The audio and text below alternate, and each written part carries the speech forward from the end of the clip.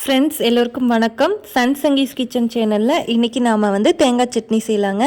தேங்காய் சட்னி எல்லா வீட்லேயுமே நம்ம செய்வோம். எல்லோரும் செஞ்சாலும் இது வித்தியாசமான தேங்காய் சட்னிங்க. கெட்டி சட்னி. இது சாதத்தோடு தான் நம்ம தொட்டு சாப்பிட போகிறோம். இதை தோசை பணியாரம் இது கூடவும் தொட்டு சாப்பிட சூப்பராக இருக்கும். வாங்க எப்படி செய்யலான்ட்டு பார்க்கலாம்.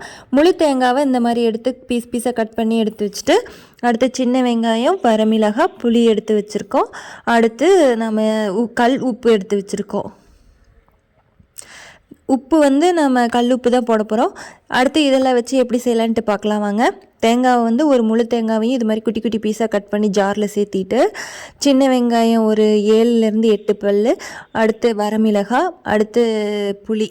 வரமிளகாய் காரத்துக்கு தகுந்த மாதிரி போட்டுக்கலாம்.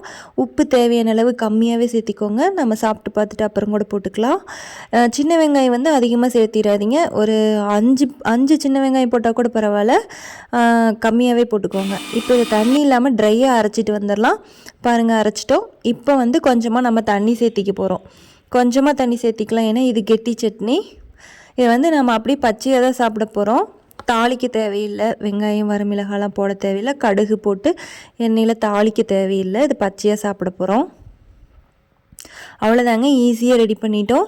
ரொம்ப ரொம்ப சிம்பிள், ரொம்ப ஈஸிங்க. எவ்வளோ ஃபாஸ்ட்டாக நம்மளுக்கு சாதத்துக்கு குழந்தைங்க திடீர்னு சாதம் வேணும்னு கேட்டாங்கன்னா உடனே நம்ம இந்த சட்னி அரைச்சி செஞ்சு கொடுத்தோன்னா அவங்களுக்கு ரொம்ப பிடிக்குங்க. சாதத்தோடு தொட்டு சாப்பிட்றதுக்கு நல்லாவே டேஸ்ட்டு சூப்பராக இருக்குங்க. கண்டிப்பாக நீங்கள் இதை ட்ரை பண்ணி பார்த்தீங்கன்னா மட்டும்தான் உங்களுக்கு டேஸ்ட் புரியும். எங்கள் வீட்டில் இது எல்லாருக்குமே இந்த சட்னி ரொம்ப பிடிக்கும். அதனால தான் உங்களுக்கும் நான் சொல்லிக் கொடுக்குறேன். கண்டிப்பாக நீங்கள் இந்த சட்னி ட்ரை பண்ணி பாருங்கள்.